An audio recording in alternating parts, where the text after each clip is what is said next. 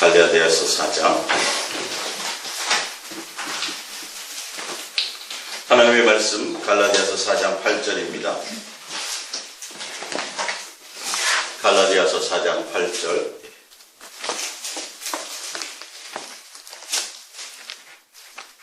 갈라디아서 4장 8절.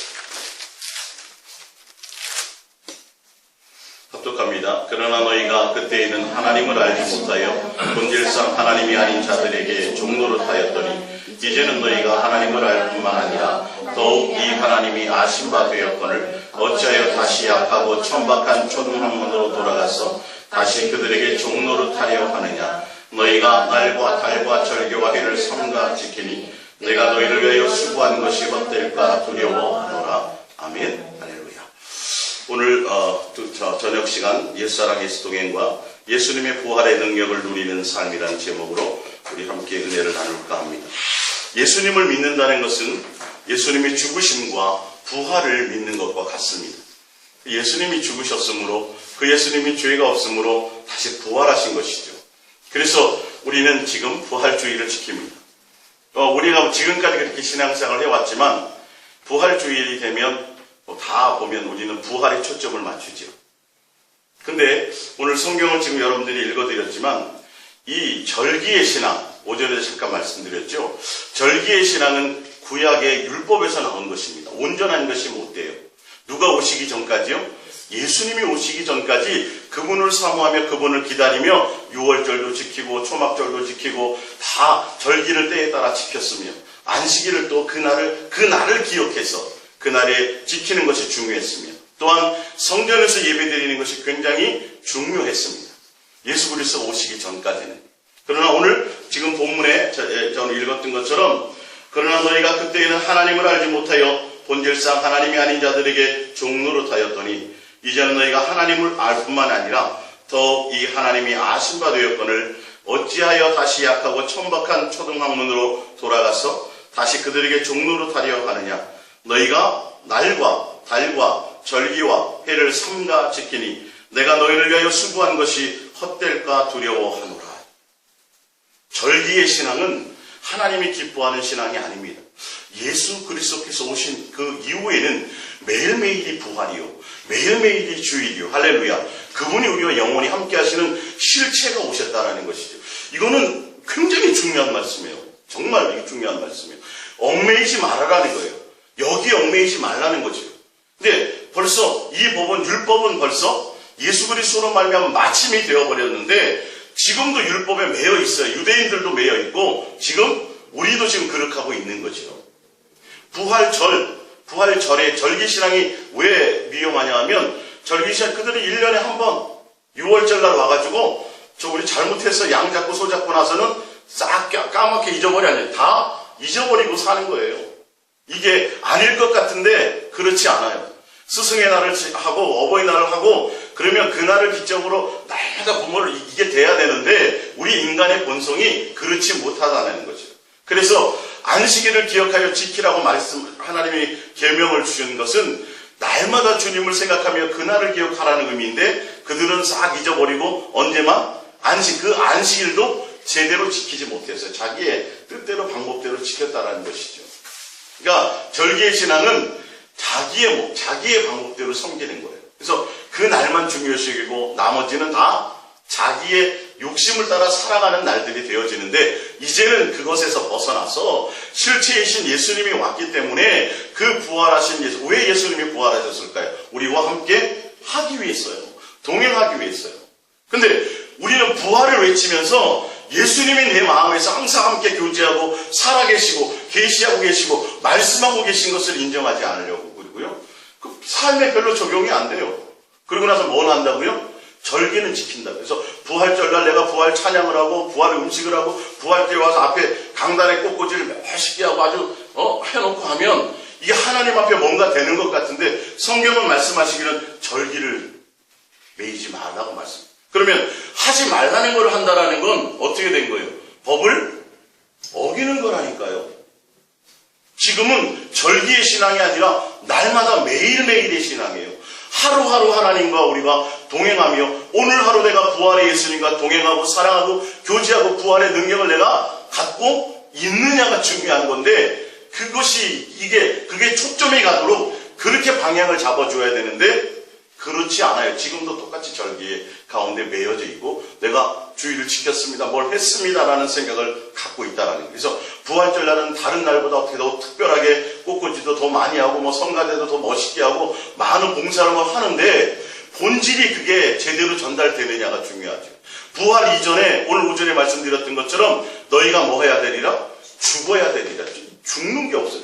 나와 함께 죽지 않으면 너의 정과 욕심이 죽지 않고 죄에서 죽지 않고 옛사람이 죽지 않으면 반드시 부활이 없어요. 그래서 예수님이 내 살과 내 피를 받아 먹으면서 너희는 반드시 나의 죽음을 기억하고 기념하라 그랬어요. 기념하라. 성경에는 없어요. 그게 세례하고 두 가지. 한 가지 또 하나님이 있어요. 이따 나오지만. 예, 그래. 그러면서 나의 죽음을 어떻게 하라고요? 내가 재림할 그때까지 전하는 것이다. 아들아, 너 이 성찬을 통해서 너의 이 부활절을 앞두고 있는 내 죽음을 통해서 내가 왜 죽었는지를 기억하라. 왜 죽었다고요? 나 때문에, 내 욕심 때문에, 내 죄악 때문에. 내가 하나님을 사랑하지 못하는 것 때문에 내 자식을 더 사랑하고 내 물질을 더 사랑하고 내 가족을 더 사랑하고 내 욕망을 더 사랑하고 내 꿈을 더 사랑하고 내 물질을 더 사랑하고 이런 것들을 사랑한 것 때문에 하나님을 사랑하지 못한 것 때문에 그것 때문에 누가 죽으셨어요? 예수님이 죽었단 말이에요. 그래서 내가 죽음으로 다시 아버지와 너의 사랑의 관계를 화목의 관계를 내가 회복했으니 뭐 하라고요? 다시는 그 화목의 관계를 깨지 말라. 다시는 죄를 멈추지 말라. 내가 왜 죽었는지를 명심하고 또 기억하라. 그래서 이제는 죄에 속한 사람, 욕심에 속한 사람, 옛사람에 속한 사람이 아니라 과거는 이제는 과거로 족하다. 이제는 뭐 해보라? 새 사람을 입으라. 예수님을 닮아가는 데까지 이르라. 이제는 예수님만을 온전히 사랑하는 위치에 가라 이 말이에요. 장성한 분량에까지 이르기를 원하시는 것이 예수 그리스도의 죽음을 전하는 것이요. 그것을 기념하는 것입니다. 예. 그래야 뭐가 있어요? 부활이 있어요. 그거를 얘기를 하네요. 그걸 얘기를 해줘야 돼요. 반드시 예수님 그리스도와 함께 연합해서 죽지 않으면 부활이 없다는 거예요. 근데 우리는 예수 부활, 내 부활하고 예수님 부활하시는 우리도 부활할 겁니다. 떵떵거리고 그것을 선포하고 외치는데 아니요. 그건 없어요, 성경이. 그런다고 부활이 오는 것이 아니라 예수님과 내가 함께 십자가에 못 박아 죽고 내가 죽어야 누가 살아야 내 안에? 그리스도께서, 예수께서 내 안에 사시니 내가 죽어야 산다는 것이죠. 그러면서 우리는 누구를 구하는 거예요? 예수님 앞에 가야 돼요. 예수님을 향할 목적이 돼요. 예전에 뭐가 목적이었어요? 예전에 세상 것이 목적이었어요. 예전에 세상에 즐기고 무슨 부활이 있어? 햇살에 있는 동안 좀 잘 먹고 잘 살아야지. 응? 있는 동안 여기서 다음 내세가 뭐가 있어? 그냥 있는 동안 우리가 정말 잘 즐기고 잘 살아 이랬는데 이제는 날마다 죽는 것을 연습한다. 무엇 때문에? 부활이 있었어. 주님 앞에 다시 설 부활의 영광이 있으니까 오늘 하루하루의 삶이 예수님과 함께 사랑하고 동행하는 것의 목적이 되어서 옛날에는 뭐였는데? 세상이 목적이었는데 옛날에는 다른 것이 목적이었는데 예수님 앞에 나와서도 예수님 주세요가 목적이었어요. 그래서 예수님 앞에 잘 비유를 마치고 예수님 앞에 충성 봉사해서 뭔가를 드려서 거기서부터 얻는 것으로 이 땅에서 내가 누리는 것이 목적이었는데 이제는 그것이 아무것도 없어. 누구? 예수 그리스도 한 분만이 나의 목적인 것을 깨닫는 위치에 간다는 것이죠. 그런 자만이 진짜 참 예수 그리스도의 죽음에 동참한 자가 된다는 것이죠. 그래서 너희는 이제는 죄의 사람이 되지 말라. 다시는 죄를 범하지. 뭐냐면 이제는 예수님만 사랑하는 자로 성장하라는 말이에요. 온전함으로 나아가라는 말이에요. 할렐루야. 히브리서 6장을 잠깐 찾아볼게요. 히브리서 6장입니다. 히브리서 6장. 제 말이 거짓말인지 아닌지 진짜인지 보겠습니다. 6장 1절입니다. 히브리서 6장 1절입니다. 그러므로 우리가 그리스도의 도의 초보를 버리고 죽은 행실을 회개함과 하나님에 대한 신앙과 세례들과 안수와 죽은 자의 부활과 영원한 심판에 관한 교훈의 터를 다시 닦지 말고 완전한 대로 나아갈지니라 이 말이에요. 예? 온전한 대로 나아가. 이제는 부활이라든지 기본적으로 회개라든지 이제는 뭐 안수라든지 이거는 신앙이 똑같아. 맨날 뭐 부활 맨날 심판. 이거는 다시 닦을 터가 아니라는 거예요. 이거는 그리스도인의 신앙의 도의 초보라는 거예요. 초보. 이제는 여기가 아니라 지옥 갈까봐가 아니라 복받기 위해서가 아니라 세례받았다 또 세례받아요? 세례는 한 번으로 족한 거예요. 내가 세상을 향해서 살다가 예수 그리스도께서 예수께로 돌아서 회개하고 하나님에 대한 온전한 신앙을 가진 그것으로 끝나는 거. 이제는 뭐예요? 주님의 사랑을 알고 주의 사랑으로 달려가는 것이 필요하다는 거예요. 온전한 대로 나가야 된다는 거죠. 그렇지 않으면 어떻게 된다고 돼 있어요? 6절에 보면 4절에 한번 빛을 받고 하늘의 은사를 맛보고 성령의 탐에 안 받고 하나님의 선한 말씀과 내세의 능력을 맛보고도 타락한 자들은 다시 새롭게 하여 회개하게 할 수 없나니 이는 그들이 하나님의 아들을 다시 십자가에 못 박아 드러내놓고 욕되게 함이라. 변해야 된다는 거죠. 예수 그리스도의 십자가에 못 박혀 죽으시고 우리를 부활하셔서 우리를 주에서 노임받게 하셨다면 이제는 온전한 예수님이 나의 목적이 되어서 예수님만 사랑하는 자로 달려가지 않으면, 예수님을 내 안에 품고 예수님의 생명으로 달려가지 않으면 어떻게 된다고요? 타락할 수도 있다. 근데 거기에 대한 비유를 말씀합니다. 7절을 자세히 보세요. 7절, 땅이 그 위에 자주 내리는 비를 흡수하여 밭 가는 자들이 쓰기에 합당한 채소를 내면 하나님께 복을 받고, 만일 가시와 엉겅퀴를 내면 버림을 당하고 저주함에 가까워 그 마지막은 불사람이 되려. 무슨 말이냐면 땅에 비가 왔어요. 그러면 땅에 비가 오면 은혜를 받은 거잖아요. 그러면 뭘 내야 돼요? 좋은 열매를 내야 되는 게 맞아요. 근데 나쁜 땅은, 저주받은 땅은 엉겅퀴로 열매를 못 낸다는 거예요. 사랑의 열매, 선한 열매를 내지 못해요. 예수 그리스도의 열매를 내지 못해요. 뭐는 받았는데, 하나님께 구원과 은혜와 사랑과 은총을 받았는데도 불구하고 그 은혜를 받았는데 열매가 없다라는 거예요. 지금 말씀드리는 건 회개라든지 안수라든지 부활도 그리스도의 도의 뭐다? 초보다, 초보. 그러니까 그 부활을 우리가 알고 믿는다면 부활하신 예수 그리스도와 함께 내가 동행함으로 거기에 합당한 뭐가 맺어야 돼요? 열매에 맺히는 삶이 있어야 된다는, 부활의 삶이 있어야 된다는 것이죠. 그게 예수님께서 이 땅에 오셔서 죽으시고 우리와 영원히 함께 하시는 목적이가 유의예요. 이후에. 오늘 그것을 좀 우리가 제대로 좀 알아야, 부활이라는 것을 우리가 막연히 죽으면, 예수 믿으면 영원히 살아, 나중에 다시 다 부활해서 천국에, 이렇게 막연히 생각할 게 아니고 거기에 다 여러분 잘못해서 속으면 안 돼요.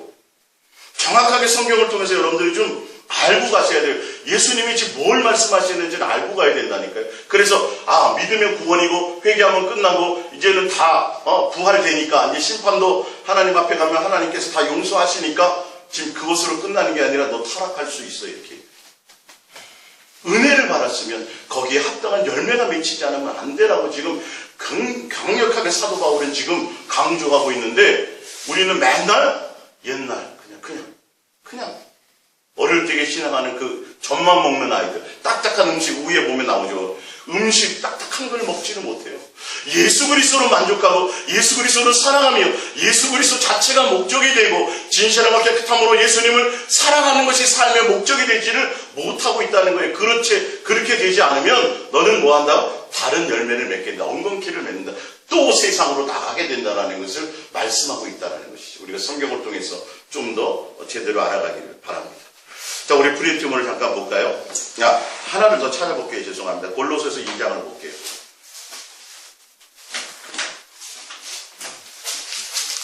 골로새서 2장 16절입니다.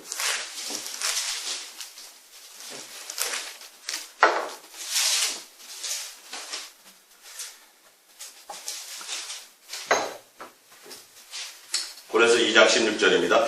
그러므로 먹고 마시는 것과 절기나 초하루나 안식일을 이유로 누구든지 너희를 비판하지 못하게 하라. 이것들은 장래의 일의 그림자예요. 그림자. 몸은 그리스도의 것이에요. 예수님이 오시기 전까지 그림자였지 여기에 매여서는 안 된다라는 거예요. 날마다 뭐가 돼야 된다? 날마다 부활절이 돼야 되고 날마다 주일이 돼야 되고 날마다 예수 그리스도로 살아가는 삶이 있어야 된다는 거죠. 18절 아무도 꾸며낸 겸손과 천사 숭배를 이유로 너희를 정죄하지 못하게 하라. 그가 그 본 것에 의지하여 그 육신의 생각을 따라 헛되이 과장하고 머리를 붙들지 아니하는지라. 온 몸이 머리로 말미암아 마디와 심줄로 공급함을 받고 연합하여 하나님이 자라게 하심으로 자라나. 여기가 머리가 누구예요? 예수 그리스도를 못 붙들었다는 거예요. 예수 그리스도를 붙들면 그분으로 말미암아 다 연결되고 되어져서 자라나고 성장해서 온전한 대로 나가게 될 것이라는 것을 얘기하는 거예요. 근데 교회에 예수님에 대한 말씀이 없다니까요. 예수님이 핵심이 아니라니까요. 희한하잖아요.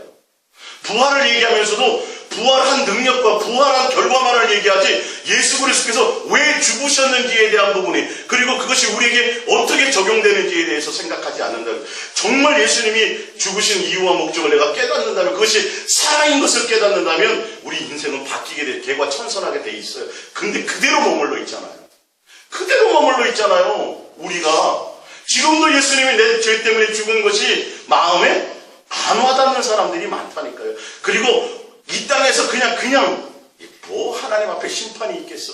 목사들도 그런 사람들이 있으니까 개차반으로 사는 거예요. 사람의 눈을 속이고 하나님의 눈을 속이려고 하고 있잖아요. 적나라하게 지금 세상에 드러나고 있잖아요. 이건 다른 뜻이 아니라 우리가 지금 정신을 차리지 않으면 장담할 수 없는 일이에요. 교회가 무너져 버렸어요. 이것 때문에 정말 부활이 있다고 믿는다면 어찌 그렇게 살겠냐고. 아니 이건 상상이 안 되는 거예요.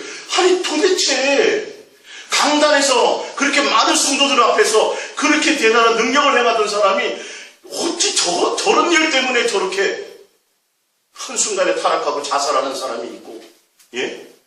이게 도대체 어떻게 설명을 할 거냐고. 이 부분이요. 없어요. 속지 마세요. 예수가 없는 거예요. 그 안에 참된 말씀이 없는 거예요. 진리가 없었던 거예요. 그냥 가장한 것일 뿐이었어요. 우리는 그러지 말자라는 거예요.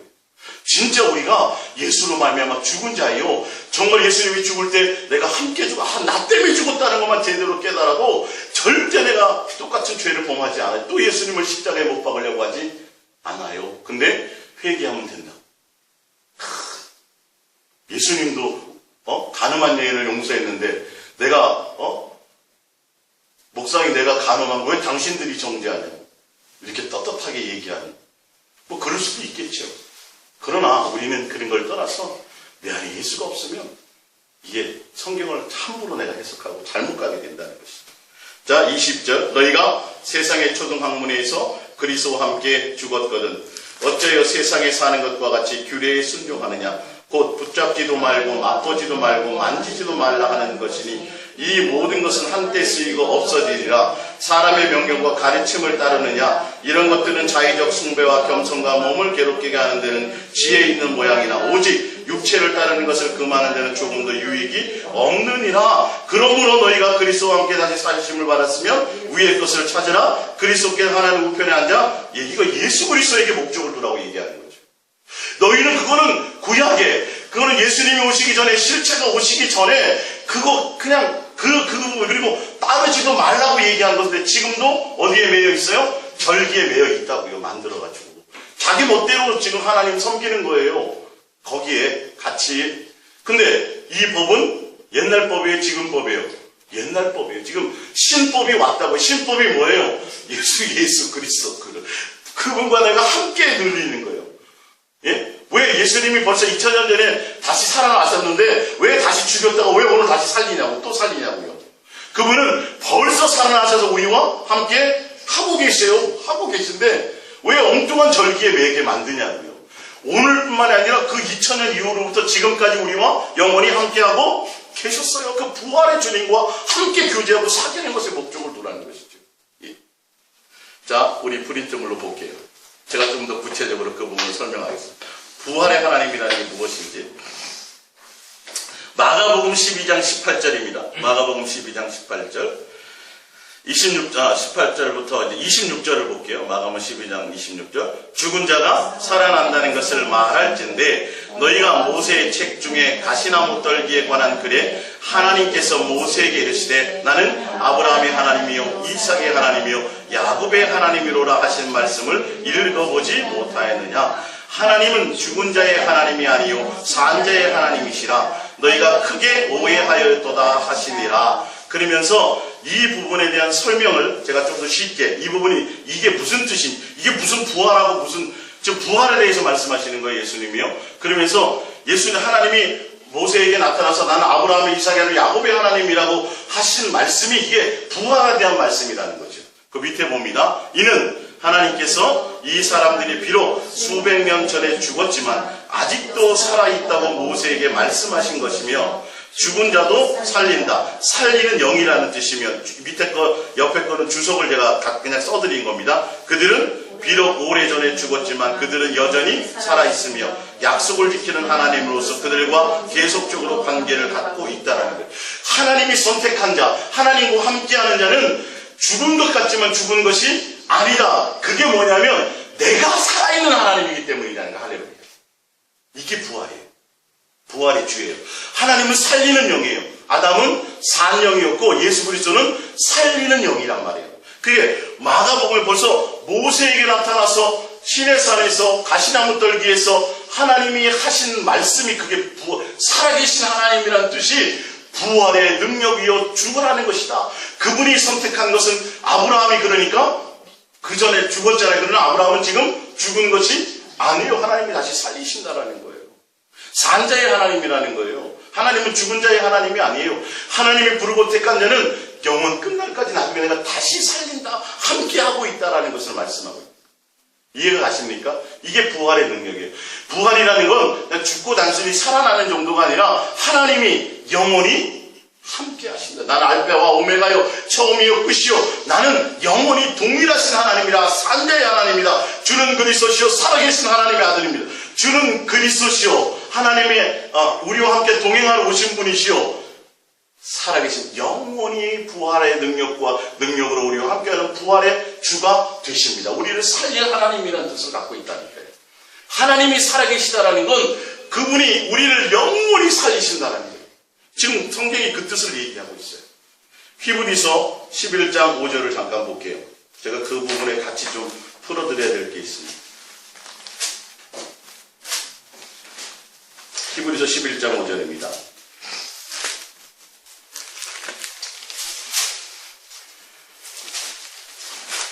히브리서 11장 5절.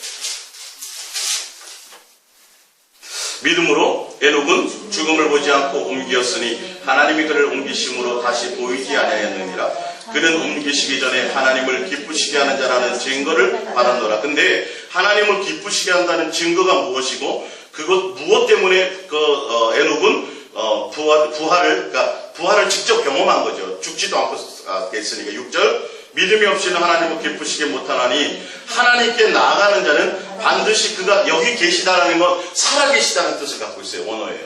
여기 한국말로 이렇게 되어 있지만 살아계신 부활의 주님인 것을 알았다는 거죠.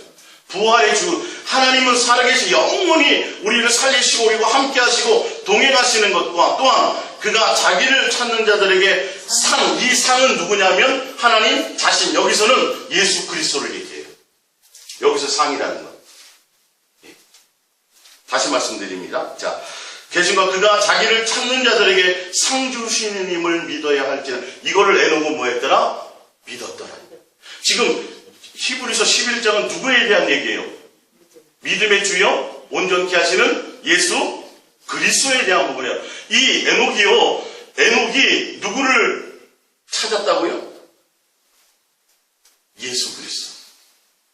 그래서 상 주시는 힘을 믿어야 할지니라. 부활의 주로 이 땅에 오실 그 예수 그리스도를 찾았는데 그 상이 누구예요? 바로 예수 그리스도 자신이었다. 하나님이 살아계셔서 영원한 부활의 주와 부활의 능력을 가진 하나님인 것을 믿고 그 하나님을 목적으로 동행하는 것을 목적으로 그분과 사랑하고 교제하는 것을 목적으로 살았던 그가 누구를 간절히 예수 그리스도를 간절히 찾고 찾는 자에게 나타내 보여주시고 주시는 분이신지 자기 자신을 주시는 분인 줄 알았는데 누구를 찾았냐면 바로 예수 그리스도. 그래서 상 주신 누구를 주셨다고요? 예수 그리스도를 주셨다는 뜻입니다. 이 주석을 찾아보면 나와요. 이 제대로 해석된 부분들은 그렇게 표현이 되어져 있습니다. 왜 그러냐면 이게 예수 그리스도를 얘기하는 거예요. 뜬금없이 갑자기 믿음이 아니라 누구에 대한 믿음이요?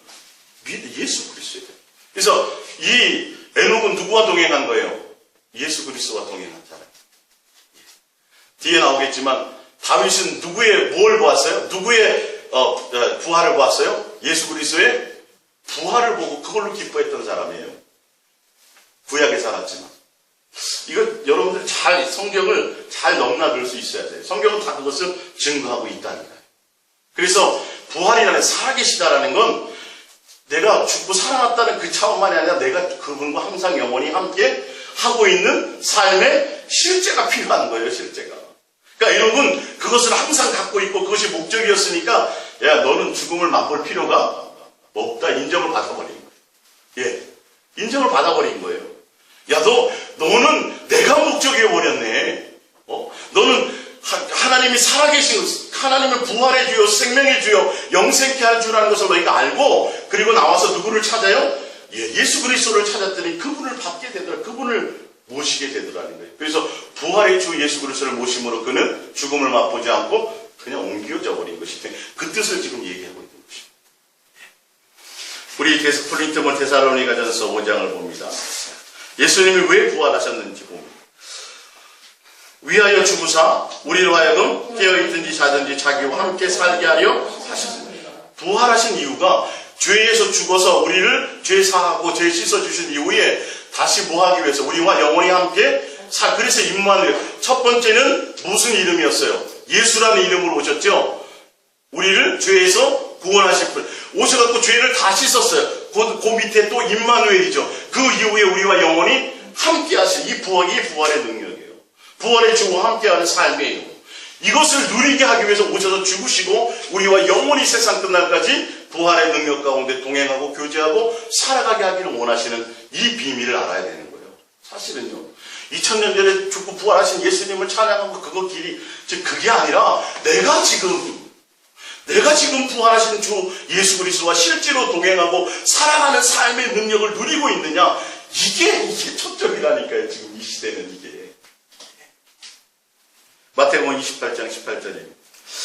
예수께서 나와 말씀하기가 이르시되 하늘과 땅의 모든 것을 내게 주셨으니 그러므로 너희는 가서 모든 민족으로 제자를 삼아 아버지와 아들과 성령의 이름으로 세례를 베풀고 내가 너희에게 분부한 모든 것을 가르쳐 지키게 하라. 볼지어다 내가 세상 끝날까지 너희와 항상 함께 있으리라. 이 볼지어다 이 말씀은 뭐예요? 내가 죽고 부활한 이후에 너가 너희와 영원히 함께 이 뜻이에요. 이거 돌아가시기 전에 하신 말씀입니다. 고린도전서 3장 17절입니다. 주와 합하는 자는 한 영이니라. 음행을 피하라. 사람이 범하는 죄마다 몸 밖에 있거니와 음행하는 자는 자기 몸의 죄를 범하느니라. 너희 몸은 너희가 하나님께로부터 받은 바 너희 가운데 계신 성령의 전인 줄 알지 못하느냐. 너희는 너희의 자신의 것이 아니라 값으로 산 것이 되었으니 그런즉 너희 몸으로 하나님께 영광을 돌리라. 우리가 값을 살 때 뭐로 예수님이 사셨어요?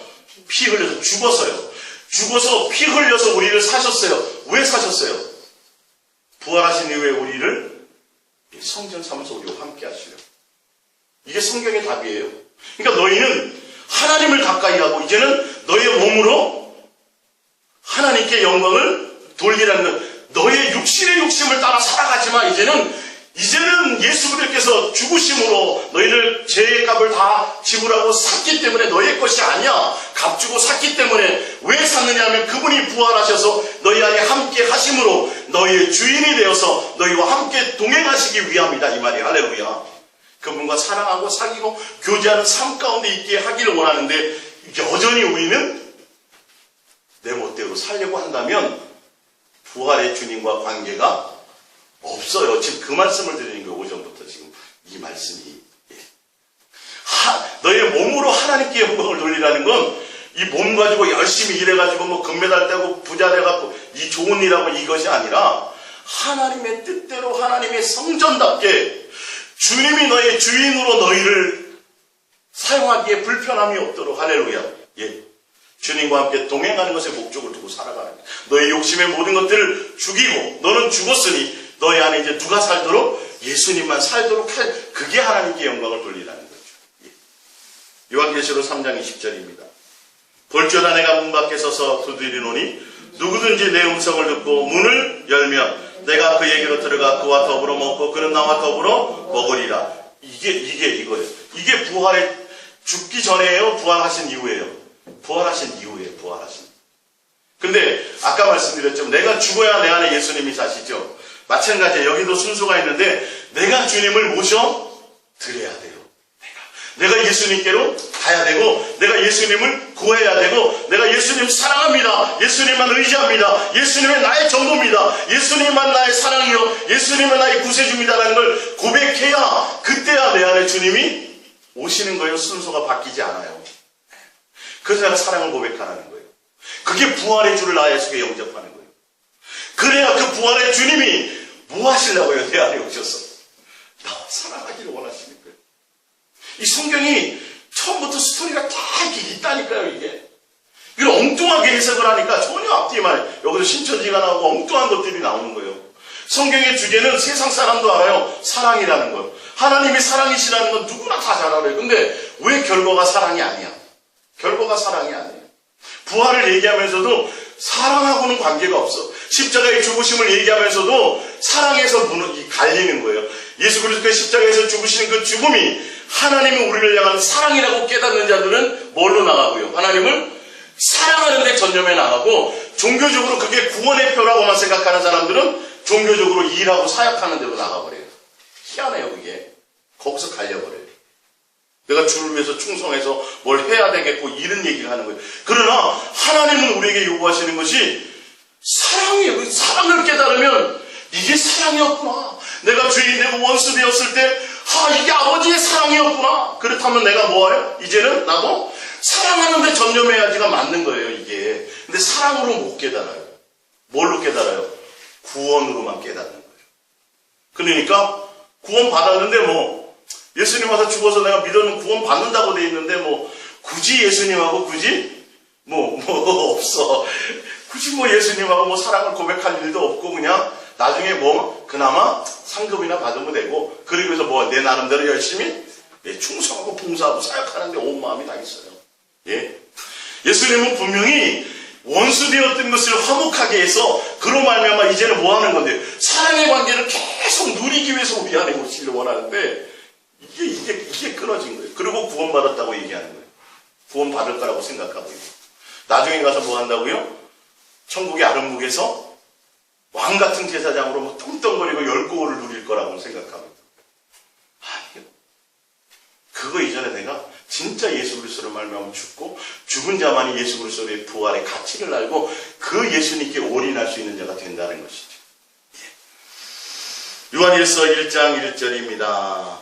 태초부터 있는 생명의 말씀에 관하여는 우리가 들은 바요 눈으로 본 바요 자세히 보고 우리의 손으로 만진 바라. 우리가 보고 들은 바를 너희에게 전하면 너희로 우리와 사귐이 있게 하려 함이니 우리의 사귐은 아버지와 그의 아들 예수 그리스도와 더불어 누리며 이게 예수님 죽기 전에 얘기예요? 죽은 이후에 사귄다는 의미예요? 예? 3절에 지금 너희로 우리와 사귐이 있게 하려 함이니 우리의 사귐은 아버지와 그의 아들 예수 그리스도와 더불어 누림이라는데 이거는 뭐예요? 이게 부활의 주와 사귄다는 뜻이에요. 부활의 예수님이 오셔서 우리의 죄의 문제를 해결하시고 그거로 말미암아 부활하신 이유와 목적이 뭐냐면 우리와 이제 더불어 사귀고 누리기 위해서 오셨다라는 거예요. 예. 그 뜻이에요. 지금 이 모든 게 부활을 다 전제하고 얘기하는 거예요. 이걸 빼버리니까 이상해지는 거죠. 지금 부활절이 뭘 의미가 있어요? 지금 뭘 의미가 있냐니까. 4절 우리가 이것을 쓰면 우리의 기쁨이 충만하게 하려 합니다. 고린도서 1장 9절입니다. 너희를 불러 그의 아들 예수 그리스도와 우리 주와 더불어 교제하게 하신 하나님은 하나님이 불러서 뭐하게 만드셔요? 예수 그리스도 2000년 전에 오신 예수예요? 부활하신 예수예요? 부활해서 우리와 영원히 함께 하신 그 예수님과 사귀게 한다는 거예요. 지금 이게요. 예. 예수님이 죽고 부활하지 않았으면 우리의 죄의 문제가 해결이 돼야 안 돼요. 해결되지 않아요. 반드시 부활하셔야 우리의 죄의 문제가 해결이 돼요. 그분이 죄를 다 다스리고 죄를 이겼기 때문에 우리가 그거와 함께 다 해결되고 살아난다는 걸 얘기하는 거거든요. 이게 없어요. 이게 없어요. 지금 그렇게 됐으면 이제 뭐 해야 돼요? 예수님과 사귑. 그게 목적이라니까요. 그래서 임마누엘이라는 이름으로 오셨다니까요. 우리가 영원히 함께 하시려고 오셨다는 그 예수님. 요한복음 13장을 한번 찾아봅니다.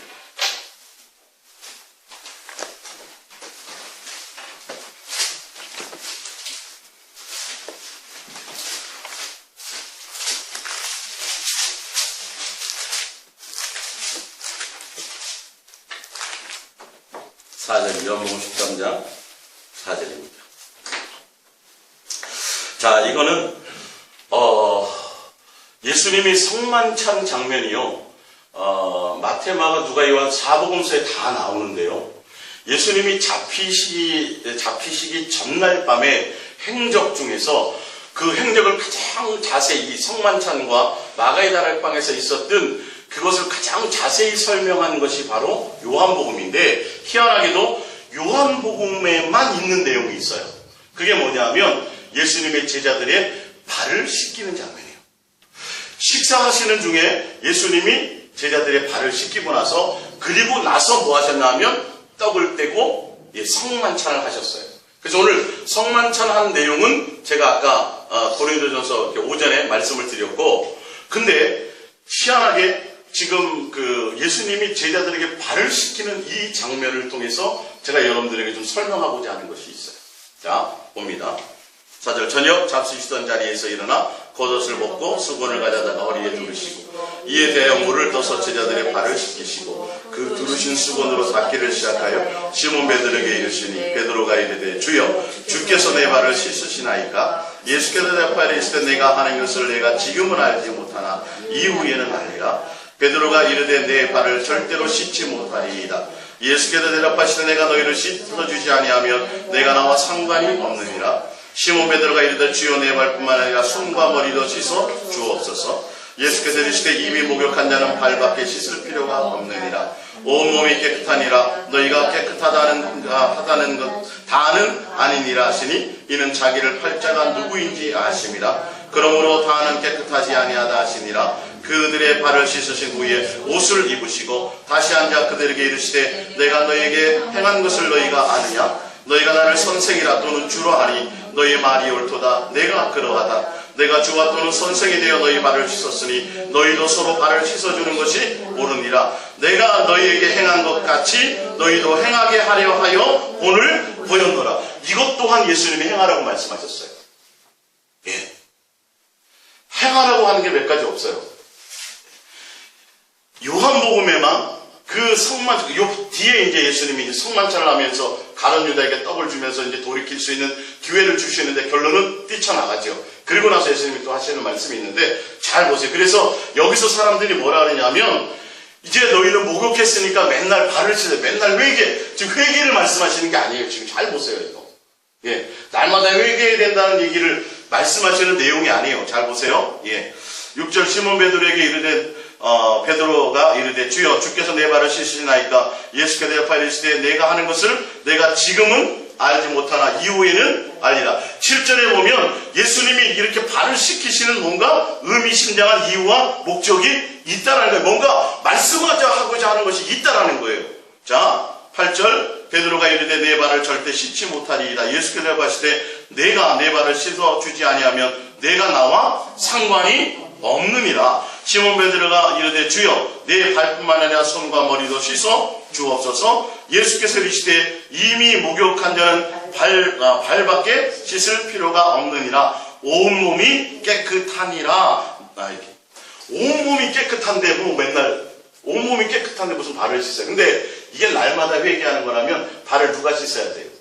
예, 내가 씻어야지 맞지. 그걸 말씀하시고자 하는 거라. 그게 의미심장한 것이 아니에요. 분명히 너는 지금 내가 하고자 하는 행위를 더 이해하지 못할 거야. 그러나 하라는 거예요. 근데 잘 보세요. 우리에게 목욕을 시켜주신 분이 누구예요? 예수 그리스도예요. 목욕을 시켜주신. 목욕을 시켰다는 건 우리의 죄를 사하시고 용서해 주셨다는 뜻이에요. 내가 너희를 뭐한 것 같이 용서해 줬는데 십자가로 내가 죽어서 내 피를 흘려서 내가 너희의 죄를 씻어 줄 거다. 그렇기 때문에 그 씻어 주신 행위가 어디부터 온 거예요? 하나님의 사랑에서. 내가 너희를 사랑해서 너희의 죄를 다 씻어 주었으니 너희가 서로 뭐하라? 사랑하라. 이게 부활 이후에 우리가 행해야 될 부활의 열매예요. 부활의 열매. 예수님이 이걸 행하라고 그랬어요. 자, 이어서 계속 볼게요. 12절 그들이 발을 씻으신 후에 옷을 입으시고 다시 앉아 그들에게 이르시되 내가 너희에게 행한 것을 너희가 아느냐? 너희가 나를 선생이라 또는 주라 하니 너희 말이 옳도다. 내가 너희의 선생이 맞다. 근데 선생인 내가 너희를 뭐 했다고요? 씻어 주었지 않느냐? 내가 너희에게 은혜를 베풀고 사랑을 베풀었지 않느냐? 내가 먼저 했지 않느냐 이 말이에요. 그러니까 14절 내가 주와 또는 선생이라 너희 발을 씻었으니 너희도 서로 발을 씻어줘. 이 발이라는 건 더러운 것, 죄의 것이죠. 그래서 예수님이 우리의 죄의 것을 씻어주셨잖아요. 더러운 것을 씻어주셨지요. 근데 이게 뭐라고요? 하나님이 우리를 향한 사랑이에요. 그러니까 너희는 서로 사랑하라 이 말이에요. 이거를 뭐하라? 나가서 행하라. 자, 그러면서 쭉 말씀하시면서 16절 내가 너희에게 행한 것 같이 너희도 행하게 하려 내가 본을 보였노라. 16절 내가 진실로 너희에게 이르노니 종이 주인보다 크지 못하고 보냄을 받은 자가 보낸 자보다 크지 못하나니 너희가 이것을 알고 행하면 복이 있으리라. 내가 너희 모두를 가리켜 말하는 것이 아니라 나는 내가 택한 자들이 누구인지 알미라. 그러나 내 떡을 먹는 자가 내 발꿈자. 이건 이제 그렇게 하고요. 그러면서 뒤에 보면 성찬을 합니다. 성찬을 하시고 30절을 봅니다. 요다가 그 조각을 받고 곧 나가니 밤이 되라라. 자, 근데요 보세요. 그리고 나서 31절에 말씀을 하세요. 희한합니다. 이해가 가세요? 아니, 가룟 유다가 있을 때는 말씀하지 않으셨어요. 가룟 유다가 간 다음에 풀어주시는 거예요. 앞에 내가 발을 씻은 이유가 뭔지. 31절입니다. 그가 나간 후에 예수께서 이르시되 지금 인자가 영광을 받았고 하나님도 인자로 말미암아 영광을 받으셨도다. 만약 하나님이 그로 말미암아 영광을 받으셨으면 하나님도 자기로 말미암아 그에게 영광을 주시리라. 33절 작은 자들아 내가 아직 잠시 너희와 함께 있겠노라. 너희가 나를 찾을 것이나 일찍이 내가 유대인들에게 너희는 내가 가는 곳에 올 수 없다는 것과 같이 지금 너희에게 있노라. 34절입니다. 내가 새 계명을 너희에게 주노니 서로 사랑하라. 내가 너희를 사랑한 것 같이 너희도 사랑하라. 너희가 서로 사랑하면 이로써 모든 사람이 너희가 내 제자인 줄 알리라. 이걸 행할 수 있는 사람은 가룟 유다는 돼요, 안 돼요? 안 돼요. 왜? 씻음의 혜택을 받지 못했기 때문에. 안 돼요. 가룟 유다는 안 됐어요. 가룟 유다가 있을 때 이 말씀을 안 하셨어요. 왜 발을 씻기셨다고요? 내가 너희를 사랑한 것 같이 너희도 사랑해라. 날마다 회개하라는 소리가 아니에요. 회개하지 말라는 소리가 아니라 성경을 좀 제대로 그 뜻으로 지금 여기서는 그런 말씀을 하시니까 예수님이 내가 너희를 겸손히 선생으로서 섬겼으니 발을 씻어 섬기 그런 차원이 아니라 예수 그리스도의 사랑을 행하고 실천하라는 거예요. 이거는 부활 이후에요, 부활 전이에요. 부활 이후에 이렇게 하라는 소리예요. 부활 이후. 그러니까 예수님이 잡히시기 전날에 성만찬을 기념하고 너희는 나중에 뭐 하라고요? 서로 사랑해야. 내가 너희를 이렇게 사랑해서 내가 너희를 목욕시켜 주었다. 목욕시켜 주었어. 그래서 너희가 서로 사랑하지 않으면 나와 관계가 이 말이야. 너희가 나에게 큰 은혜를 입어서 내가 너희를 깨끗이 씻어 주었는데 너희들이 이 사랑을 알고 이 사랑을 깨닫고도 이 은혜의 십자가의 사랑과 이것으로 너희가 목욕했음에도 불구하고 너희가 다른 사람의 허물을 용서하며 다른 사람에게 이 사랑을 전해주지 못한다면 이 사랑의 열매를 맺지 못한다면 너희는 나와 상관이 없다. 오늘 굉장히 의미 있는 말씀을 제가 이 부활절에 여러분들에게 전하는 거. 부활의 능력이 부활이 뭐냐? 그분과 함께 동행하고 살고 그 부활의 열매 가운데 있어 이 사랑의 열매를 맺히게 되어질 때 온전히 우리는 뭐예요? 부활의 능력 가운데 사는 자가 돼요. 예수 부활 예고하려고 떠들고 그런다고 부활이 오는 게 아니라 실제로 부활하신 예수의 삶 가운데 있어야 돼요. 근데 가룟 유다에게는 해당이 안 되니까 가룟 유다에게 기회는 주셨어요. 떡 조각을 주면서 이 중에 근데 회심해요, 안 해요? 회심하지. 거기 보면 21절에 보면 예수께서 이 말씀하시고 심령이 괴로워 증언하여 이르시되 내가 진실로 진실로 이르노니 너희 중에 하나가 나를 팔리라. 굉장히 고통스러웠어요, 예수님이요. 그러면서 성만찬 하시면서 가는 자에게 기회를 주었는데 가는 자는 떡을 받고 나가버려요. 그러니까 예수님이 그때서야말로 내가 너희를 사랑해라. 내가 너희를 다 용서해 줬지 않니? 목욕시켜 주었지 않니? 그러니까 이제는 너희가 서로 나가서 사랑하는 것을 하라. 이게 부활의 주어의 능력으로 살아가는 자의 열매입니다. 할렐루야. 내가 예수님의 사랑 안에 거하고 그분과 함께 교제하고 사랑의 능력 가운데 있어야 이 사랑이 붙어 있어서 누구로 말미암아? 예수로 말미암아 흘러나가고 서로를 용서하며 그리스도의 사랑 가운데 있게 한다는 거죠. 이게 부활의 능력을 누리는 삶입니다.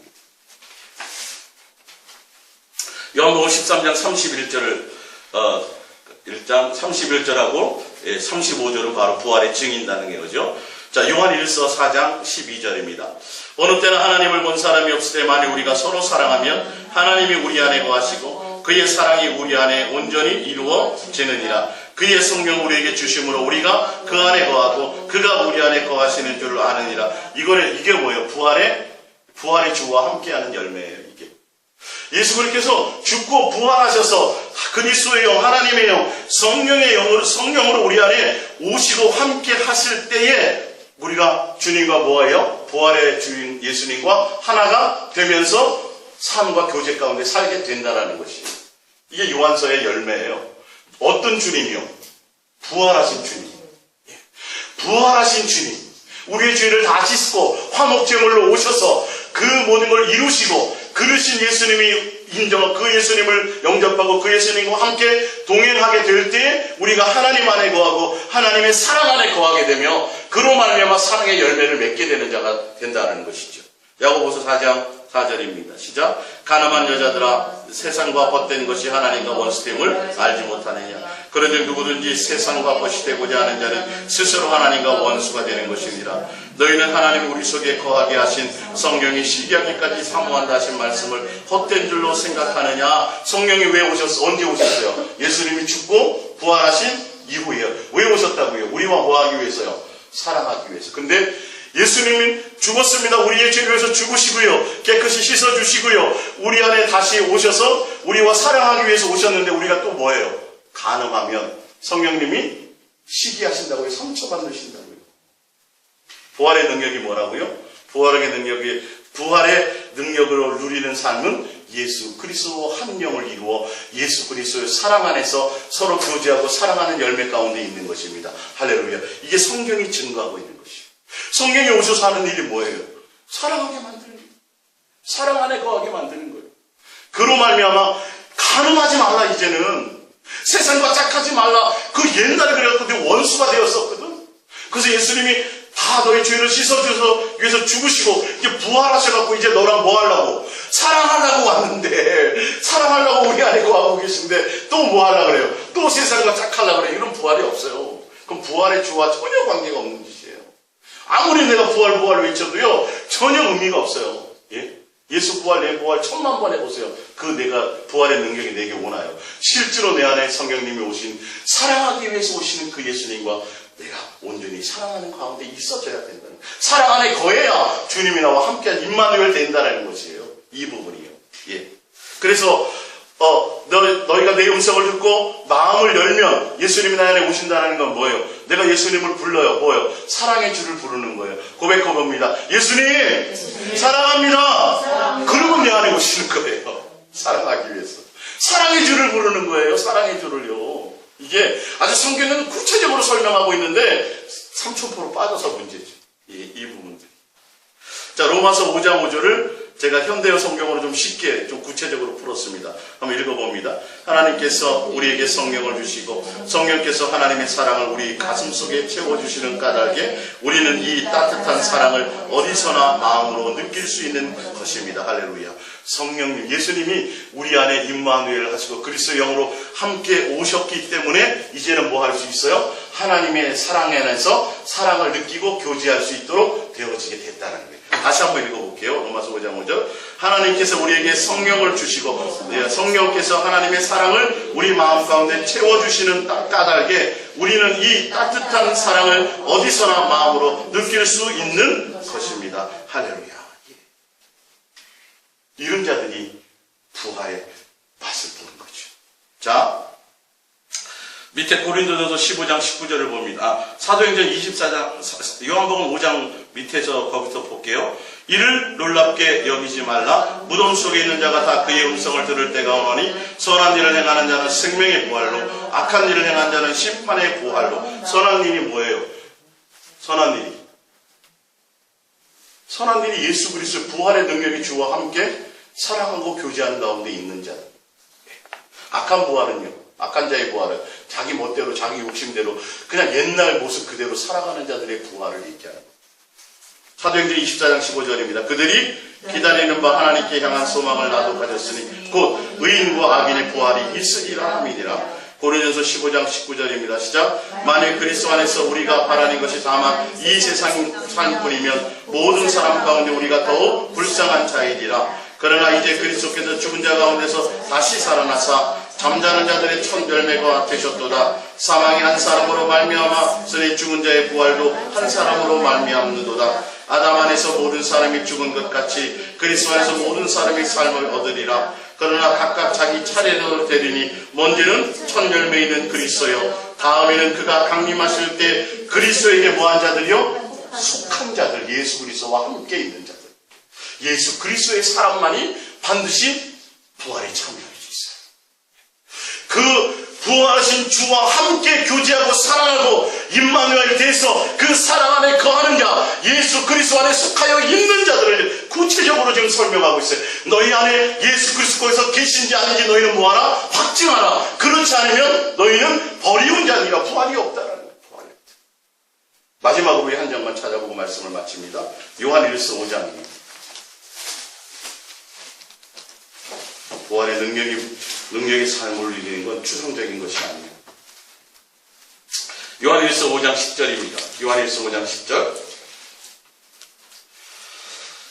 합독합니다. 하나님의 아들을 믿는 자는 자기 안에 증거가 있고 하나님을 믿지 않는 자는 하나님을 거짓말하는 자로 만드나니 이는 하나님께서 그 아들에 대하여 증언하신 증거를 믿지 아니하였습니다. 또 증거는 이것이니 하나님 우리에게 영생을 주신 것과 이 생명이 그의 아들 안에 있는 그것이니라. 아들이 있는 자에게는 생명이 있고 하나님의 아들이 없는 자에게는 생명이 없느니라. 아들 예수 그리스도와 함께 누림이 있어야 돼요. 근데 죽은 예수요, 부활하신 예수요? 부활하신 예수. 그분은 영원히 동일하세요. 예? 아브라함 때부터, 아니 그 이전부터 지금 우리가 죽어서 주님 앞에 갈 그날까지 그 살아계신 하나님의 능력으로 영원히 우리와 동일하게 뭐하기 위해서? 사랑하고 교제하고 화목한 관계 가운데 있기 위해서 시기하기까지, 세상을 사랑하거나 다른 것을 짝하면 시기하고 질투하시기까지 우리를 그렇게 사랑하고 계시는 그 사랑 안에 거하게 하기를 원하시는 그 예수님을 알아야 우리는 부활의 예수님이 왜 부활하셨는지 그 능력을 우리의 삶 가운데서 누리며 살아가는 자가 되는 것을 믿으시기 바랍니다. 할렐루야. 고백합니다. 예수님, 나는요 부활하신 예수님과 영원히 함께 하기를 원합니다. 예, 와 계세요 우리 안에요. 그래서 사망 권세를 이기고 다 해결해버리고 죽음에 두려워서 죽기를 두려워하는 것들을 다 해결해 주시고, 그러니까 맨날 쓸데없는 얘기 무슨 이 생활을 누리고 이런 거 회복해 주는 거 말고 그건 기본이고 해드려요. 진짜 부활의 능력 예수 사랑 안에 있는 것, 동행 안에 있는 것인지. 우리 성경 하나만 더 보겠습니다. 히브리서 12장 2절 제가 읽습니다. 믿음의 주여 또 온전케 하시는 이 예수를 바라보자. 그는 그 앞에 있는 기쁨을 위하여 십자가를 참으사 부끄러움을 개의치 않으시더니 하나님 보좌 우편에 앉으셨느니라. 할렐루야. 히브리서 11장 12절은 11장과 12장은 다른 것이 아니라 믿음의 선진들이 다 믿음의 주여 온전케 하시는 예수 그리스도만을 바라보면서 가자는 것을 갖고 있고, 또 믿음의 주여 온전케 하신 그 예수님만을 바라보며 왔다라는 것을 얘기하고 있습니다. 근데 믿음의 주여 온전케 하신 그 예수님을 바라봤다는 건 뭐냐 하면, 그 예수님이 그는 그 앞에 있는 기쁨을 위하여, 부활의 영광을 위하여 십자가를 참았다라는 건 십자가에 못 박혀 죽으셨다라는 걸 얘기하고, 그 부끄러움을 개의치 아니하시더니 하나님 보좌 우편에 앉으셔 부활의 주가 되셨다라는 것을 말씀하고 있습니다. 그러니까 우리가 믿음의 구약에 있는 다 믿음의 선진들이 믿음의 주에 온전케 하신 그 예수님만을 바라보며 왔다라는 것은 부활의 주를 보았다라는 것입니다. 그 예수님을 왜 믿음의 주에 온전케 하신 예수님만 보자고 하는 것은 뭐냐면 그 예수님이 십자가를 참았어요. 부활의 영광을 위해서. 그 부활의 주가 부활하시고 그 영광으로 말미암아 하나님 보좌 우편에 앉으셨다라는 것을 얘기하고 있습니다. 그러니까 히브리서 11장과 12장에 나와 있는 그 모든 믿음의 선진들은 예수 그리스도의 부활을 바라보며 그들이 믿음을 지키고 왔는데 예수님을 바라고 예수님을 사랑하고 예수님만을 목적하며 그와 함께 고난도 능히 함께 받기를 소망하며 그렇게 왔다는 것을 얘기하고 있습니다. 이게 바로 부활의 능력인 것이죠. 부활의 주를 바라본다는 것이죠. 신약만이 아니라 구약의 모든 많은 믿음의 선진들이 부활의 예수 그리스도를 보고 왔습니다. 그 예수 그리스도는 십자가를 참았어요. 참 그 기쁨을 위해서 십자가를 참으시고 부끄러움도 개의치 않으시고 그래서 하나님 보좌 우편에 앉으신 그 부활의 주를 바라보며 왔다는 것을 동시적으로 얘기하고 있습니다. 사도행전 2장 23절을 본 제가 있습니다. 그가 하나님께서 정하신 뜻과 미리 하신 대로 내준 바 되었거늘 너희가 법 없는 자들의 손을 빌려 못 박아 죽었으나 하나님께서 그를 사망의 고통에서 풀어 살리셨으니 이는 그가 사망에 매여 있을 수 없음이니라. 25절 다윗이 그를 가리켜 이르되 내가 항상 내 앞에 계신 주를 배웠으며 나로 요동하지 않게 하기 위하여 내가 그 우편에 계시도다. 그러므로 내 마음이 기뻐하였고 내 혀도 즐거워하였으며 육체도 희망에 거하리니 이는 내 영혼을 음부에 버리지 아니하시며 주의 거룩한 자로 썩음을 당하지 않게 하실 것이미로다. 주께서 생명의 길을 내게 보이셨으니 주 앞에서 내게 기쁨이 충만하게 하시리로다 하였으므로 아멘. 사도행전 2장 23절에 바로 다윗은 부활의 주를 보았습니다. 그래서 그가 날마다 내가 항상 내 앞에 계신 주를 배웠으며 나로 요동하지 않게 하기 위하여 그가 내 우편에 계시도다. 근데 그 예수님이 누구냐 하면 부활의 주님이었다는 거예요. 그 다윗은 벌써 눈을 열어서 미래에 계실 예수 그리스도께서 오시고 고난당하시고 죽는 것을 보았고 또 죽었을 뿐만이 아니라 부활하시는 그 부활의 주를 바라보고 그것으로 말미암아 기뻐했으며 그 부활의 주가 항상 지금 다윗과 함께 동행하며 함께 사랑의 교제 가운데 있고 항상 그와 함께 하는 것을 그것으로 말미암아 기뻐했는데 그 예수 그리스도가 바로 부활의 주님이었다라는 것을 보았다라는 것을 얘기합니다. 26절에 그러므로 내 마음이 기뻐하였고 내 해도 즐거워하였으며 육체도 희망에 거하리니 이는 내 영혼을 음부에 버리지 아니하시며 주의 거룩한 자로 썩음을 당하지 않게 하실 것이미로다. 주께서 생명의 길을 내게 보이셨으니 주 앞에서 내게 기쁨이 충만하게 하시리로다 하였습니다. 할렐루야. 다윗이 날마다 주님과 함께 동행하며 날마다 내가 항상 주 앞에 계신 내 앞에 계신 주를 바라보며 요동하지 않기 위해서 주 예수 그리스도와 함께 동행했는데 그 다윗은 바로 부활의 주, 부활의 능력의 주를 바라보고 그분과 함께 동행하고 그분께 소망을 두고 그러므로 말미암아 내 영혼을 음부에 버리지 않으려 하실 그 주의 거룩한 자로 썩임을 당하지 않게 하실 그 주님을 바라봤다는 겁니다. 여러분들도 바로 부활의 주요 생명의 주요 다윗이 벌써 오래전 구약의 그 시대부터 예수님을 부활의 주를 바라보고 항상 동행하며 항상 주와 함께 있었으며 그와 항상 주의 곁에 계심으로 그것으로 말미암아 기뻐하고 그것으로 말미암아 소망을 두고 다른 것으로가 아니라 주 예수 그리스도 부활의 주님과 함께 살아가는 동행하는 삶 바로 삶 자체 예수님과 함께하고 사귀고 교제하고 날마다 예수님과 교제하며 날마다 예수님과 함께하는 그 부활의 능력이 주와 함께하는 그것으로 말미암아 기뻐한다는 것을 여러분들 깨달으시기 바랍니다. 그래서 우리가 예수님의 부활의 능력을 누리는 삶이라는 것은 부활의 주님과 항상 사귀고 교제하고 동행하며 우리를 영원히 썩음에 당치 않게 하시고 우리에게 생명의 부활을 주실 그 예수님만 바라보고 그 예수님과 함께 관계를 갖고 그 예수님만 사랑하며 그 예수님과 동행하는 그것이 목적이 되며 살아가는 그가 정말 부활의 능력자인 것을 믿으시기 바랍니다. 우리가 기도하겠습니다.